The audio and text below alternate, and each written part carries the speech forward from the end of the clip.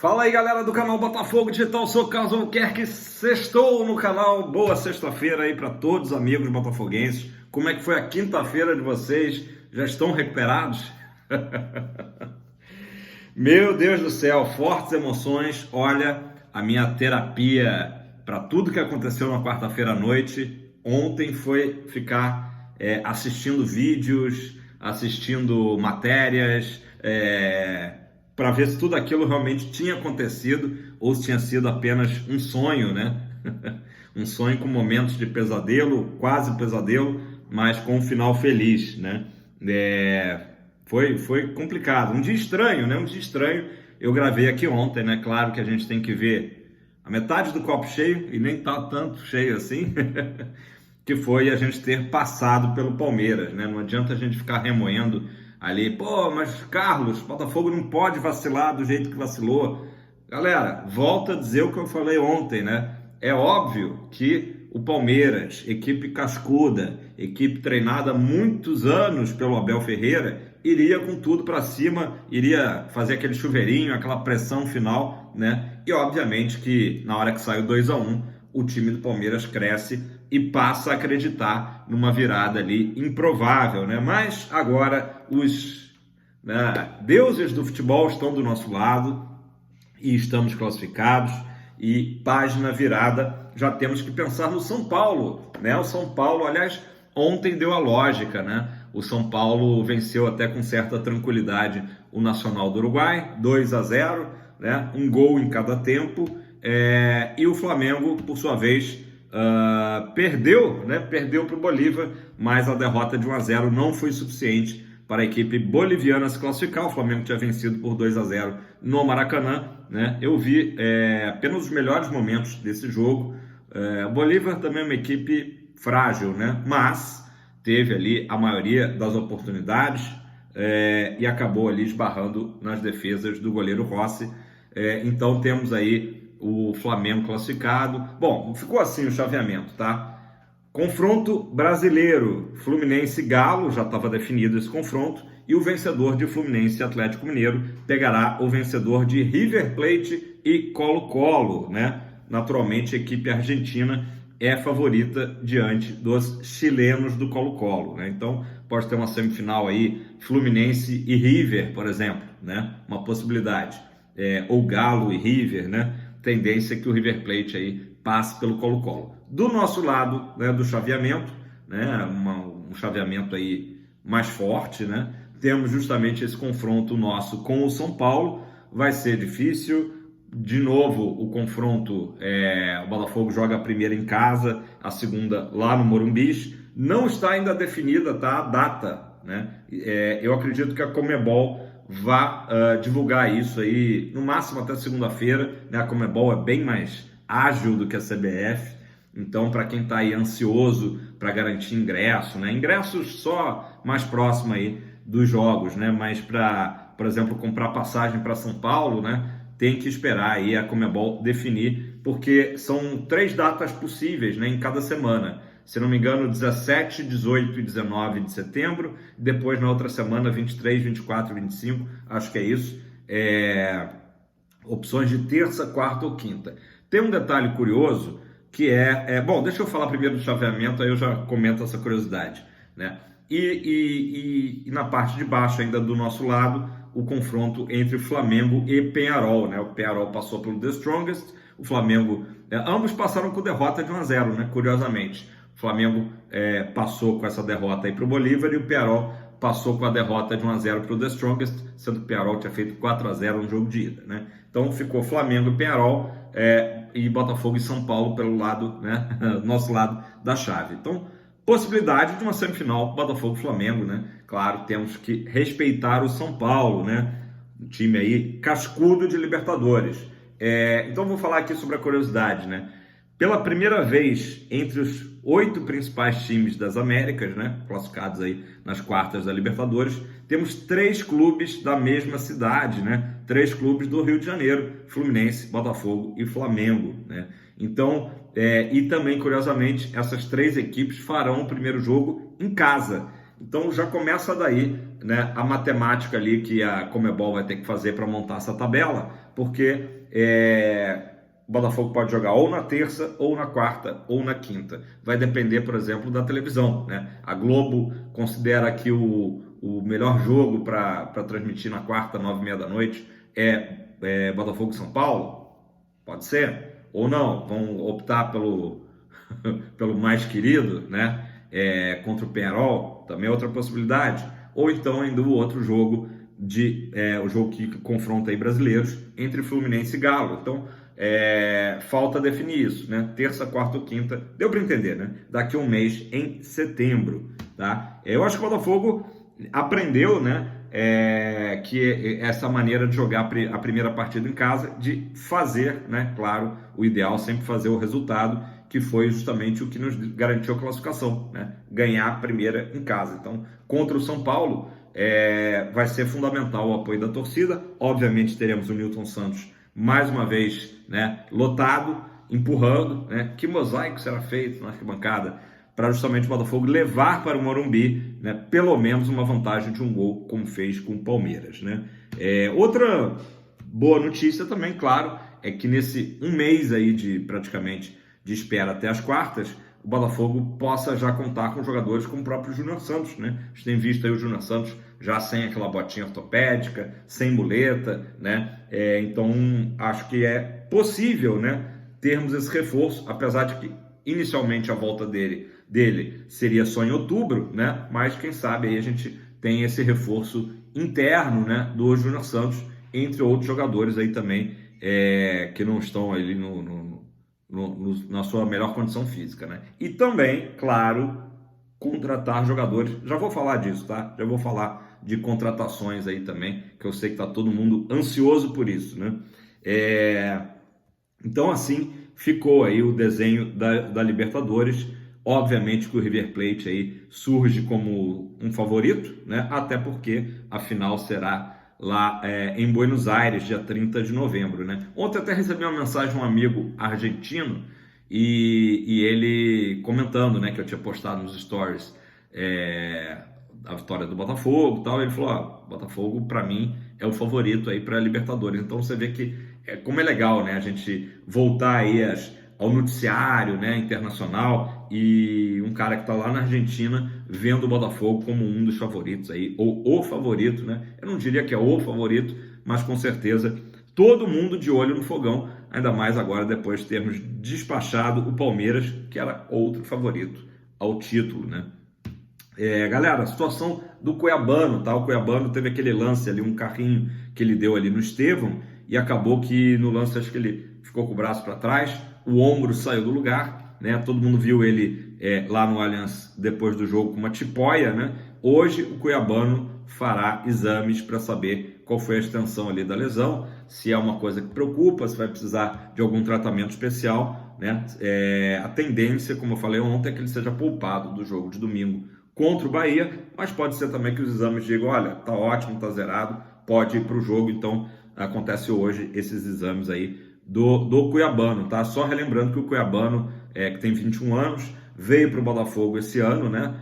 Uma aquisição feita junto ao Grêmio, já fez 22 jogos com 4 gols e 3 assistências. Cuiabano aí sendo um dos destaques aí, uma das boas surpresas, né, do Fogão, beleza? E lembrando que para a posição ali, né, tem ainda o Marçal e o Hugo. Marçal aí sempre às voltas com problemas, né, de ordem física, e o Hugo que acabou mal ou bem, né, entrando ali no fogo, no jogo, e ao meu ver até deu conta do recado, mas eu sei que a galera corneta demais o Hugo, né? Então é isso. Sobre o Luiz Henrique, já tinha falado também aqui ontem que ele sentiu, né, um problema na panturrilha direita, ainda no primeiro tempo, ali no comecinho do jogo com o Palmeiras, acabou aguentando, fazendo um esforço ali de ir até o final do primeiro tempo, e depois saiu, foi sacado pelo Arthur Jorge até mesmo para preservar o jogador, né? E aí já vou falar do assunto da thumb de hoje, né? Luiz Henrique aí na expectativa de uma convocação pelo Dorival Júnior, né? Sai 11h30 da manhã essa convocação para as eliminatórias, né? A data FIFA aí está se aproximando. Brasil pega o Equador em Curitiba, lá no Couto Pereira, e depois pega o Paraguai em Asunción, também conhecida como Assunção em português, né? Luiz Henrique já está na pré-lista, né? Isso aí todo mundo já sabe. Falando em pré-lista, O Luiz Henrique nunca foi convocado para a seleção principal. Ele esteve sim na pré-lista da Copa do Mundo do Tite, né? Na última Copa do Mundo do Catar, ele estava naquela lista que era 55 jogadores, ele estava nessa lista, mas agora realmente Luiz Henrique com excelentes possibilidades de estar numa convocação oficial. Acho que isso vai acontecer, né? Até por esse cuidado que o Arthur Jorge teve de poupar ele, né, num jogo decisivo, mas também pensando ali pelo lado do jogador, né, de querer estar nesses dois jogos de eliminatórias, né? Lembrando que o Brasil não está nada bem nas eliminatórias e o Dorival aí vai começar essa jornada aí para, né, classificar o Brasil para a Copa do Mundo dos Estados Unidos, Canadá e México, né? Copa com sede tripla, né? Claro que os Estados Unidos vai concentrar a maioria dos jogos, mas de qualquer maneira o Brasil aí precisando dar uma resposta, né? Vão ser os dois primeiros jogos do Dorival em eliminatórias, né? O Diniz, enfim, teve todos aqueles problemas no ano passado que a gente lembra. Falando ainda do Luiz Henrique, ele retornou só ontem pela manhã de São Paulo, né? Preferiu até voltar num voo comercial, não voltou com o time, né? E ele iniciou a recuperação dele já nos vestiários do Allianz Parque, né? Aquela tradicional banheira de gelo, né? O chamado recovery, né? Banheira de gelo, uma fisioterapia leve, né? Para justamente estar em perfeitas condições para a sequência aí da temporada. Vamos ver se ele será escalado já diante do Bahia ou se ele vai ser poupado aí nessa partida do domingo, tá? Domingo, 4 da tarde, galera. Beleza? Pessoal, ainda sobre esse histórico Palmeiras e Botafogo, saiu ontem, né, às 8h15 da noite, os bastidores da Botafogo TV e foi incrível, recomendo se você não assistiu ainda, né? Eu estou sempre recomendando bastidores, mas esse foi muito legal porque o Botafogo tem que ser criativo, o Botafogo TV tem que ser criativa. Em jogos de Libertadores não pode mostrar lances do campo, né? Tem as imagens dos gols pela TV mesmo, oficial da Conmebol, né? Mas não pode mostrar o campo. Então tinha momentos ali que quase mostrava o campo, né? Mostrava as reações, né, do camarote que o Botafogo teve ali no Allianz Parque, com o Dorcésio lá, todo aquele pessoal, o Alessandro Brito, enfim, todo o staff ali alvinegro, e aí quase que mostrava as reações, né, dessa galera toda vibrando nos gols e depois todo aquele sofrimento final ali do VAR que anula o gol do Palmeiras, depois aquela falta ali no final que a bola bateu na trave, né? Então não dá para mostrar as imagens de campo, que é um dos charmes, né, dos bastidores da Botafogo TV. Mas foi muito legal a construção que eles fizeram, né? Recomendo que você assista, porque mostrou também imagens da torcida e do jogo do Nilton Santos, né? A gente sabe que foi uma classificação construída, né, em 2 jogos, então mostra também desde da Fênix, né, do Mosaico, na quarta-feira passada, né, anterior a essa, e mostra muito ali o clima. Galera, tem uma cena que é sensacional. Vou dar spoiler aqui. Se você não assistiu, já vou dar o spoiler, porque é incrível. Os jogadores lá no Lonier caminhando, né, se encaminhando para o ônibus do Botafogo para seguir para o Galeão.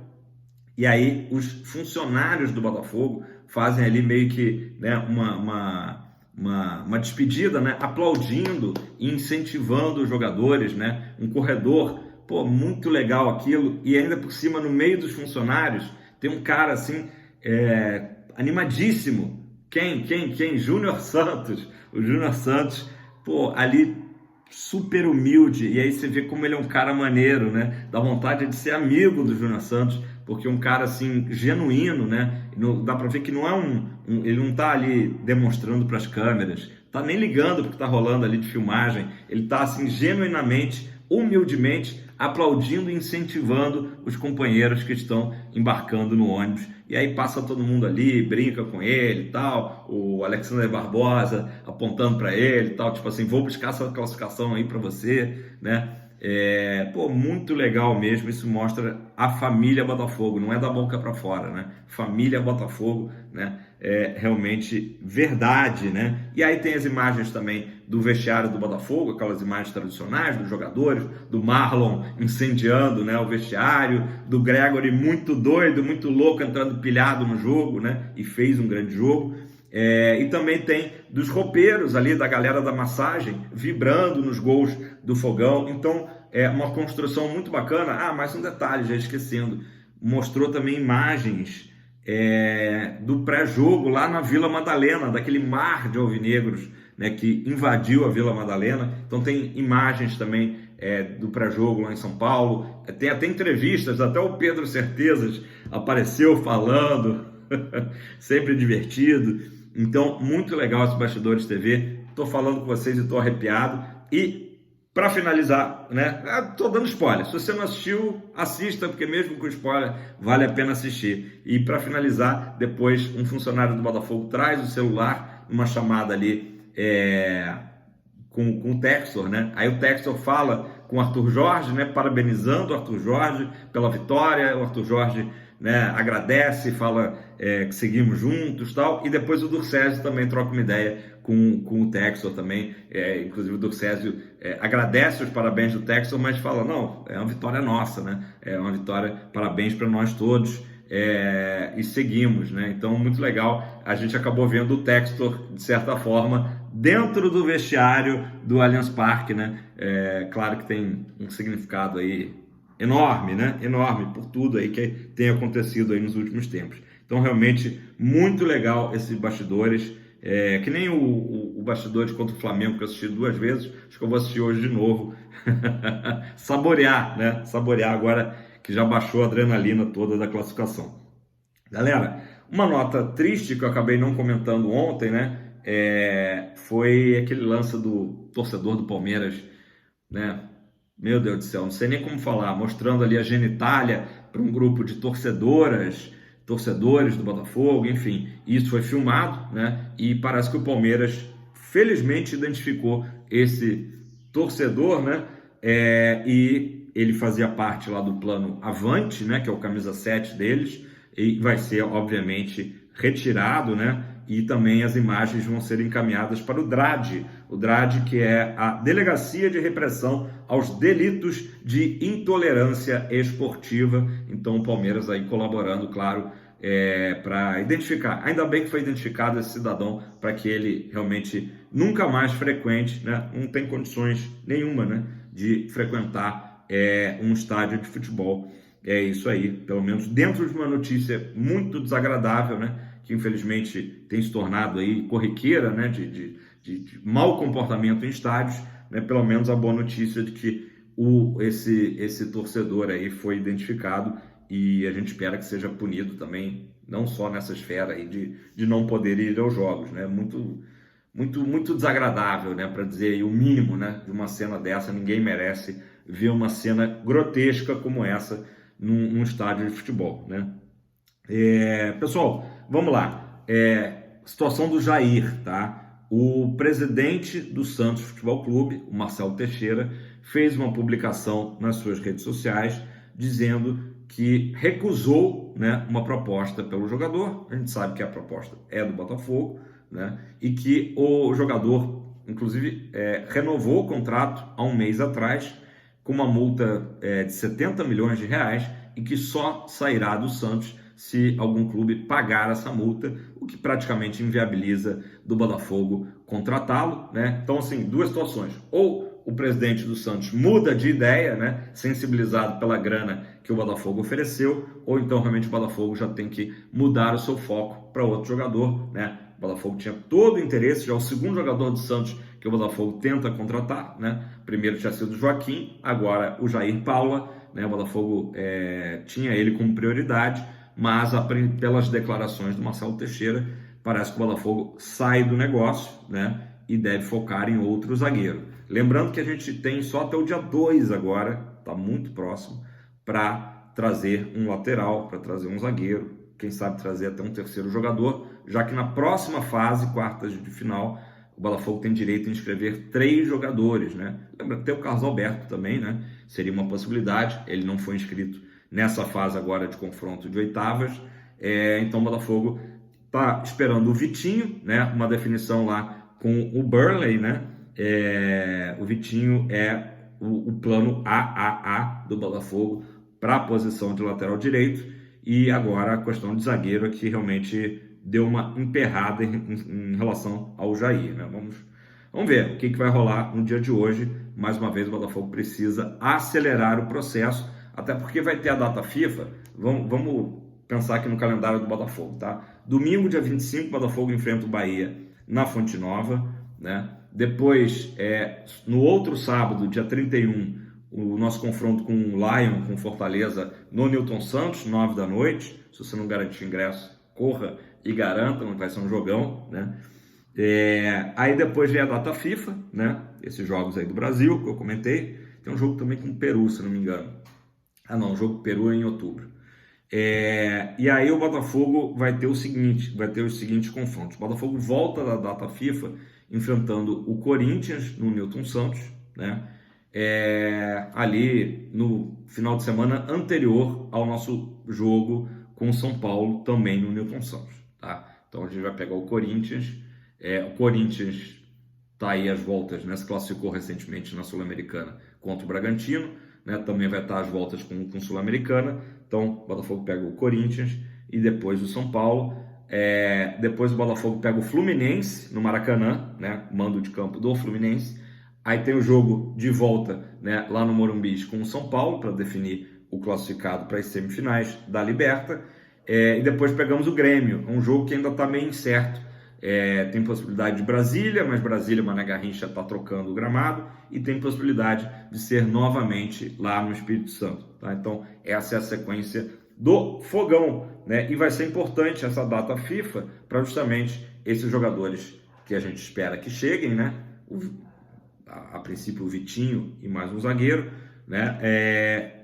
Estejam ali já treinando, entrosados com os novos companheiros, beleza? Galera, para a gente fechar aqui, já estamos com quase 22 minutos, o Textor fez uma publicação oficial, né, no site, enfim, da Eagle, fazendo um repasse ali dessa questão toda do Crystal Palace, né? Ele reiterou o desejo de vender as ações que ele tem ali, 40% do Crystal Palace, né? Ele até se lamentou, que ele disse que se arrepende, né? Teve uma oportunidade no passado de adquirir mais ações e passar a ser o sócio majoritário do Crystal Palace. Enfim, isso não aconteceu, então por isso agora não é segredo para ninguém, e ele reitera, né, a intenção de vender essas ações para então adquirir o Everton, tá? Então ele deixou isso bem claro. Isso é uma das coisas que eu gosto do texto, que ele, né, até num comunicado oficial, numa entrevista, ele sempre, né, joga a real, não fica ali escondendo o jogo de nada, né? Isso é importante para os haters aí de plantão verem que há sempre uma transparência do lado da Eagle e do próprio John Textor, né? E aí ele, em determinado momento desse texto, desse comunicado, ele cita até o case de sucesso que é o Botafogo, né? Falando da situação em que ele pegou o Botafogo recém subindo da Série B para a Série A, e que hoje o Botafogo está aí vencendo os maiores clubes do Brasil, né? Isso é um fato, e seguindo firme aí, tanto no Campeonato Brasileiro como também na Libertadores. Estamos entre os 8 principais times das Américas, né? Então isso é uma forma também do Textor mostrar o trabalho que a Eagle faz, né? O sucesso que a Eagle tem nessa holding, né, de multiclubes. Beleza, pessoal? Galera, então é isso. Daqui a pouquinho, se você está assistindo esse vídeo na hora que está estreando, ou quase na hora, né, não saiu ainda a convocação, e a expectativa realmente que o Pantera LH esteja com todo o merecimento nessa convocação. Acho que é importante para o jogador, é importante para o nosso clube também. A gente, né, Botafogo Seleção, né, é um casamento eterno, beleza? Faça seu comentário, se você não é inscrito, está esperando o quê? Se inscreva, deixa o like, galera, muito importante, não custa nada, rapidinho, ó, faz o joinha aí, deixa o like, porque aí o YouTube entende, né, que esse canal é um canal bacana e apresenta o canal Botafogo Digital para mais botafoguenses, beleza? Tamo junto, aquele abraço, fogão e ótima sexta para todos.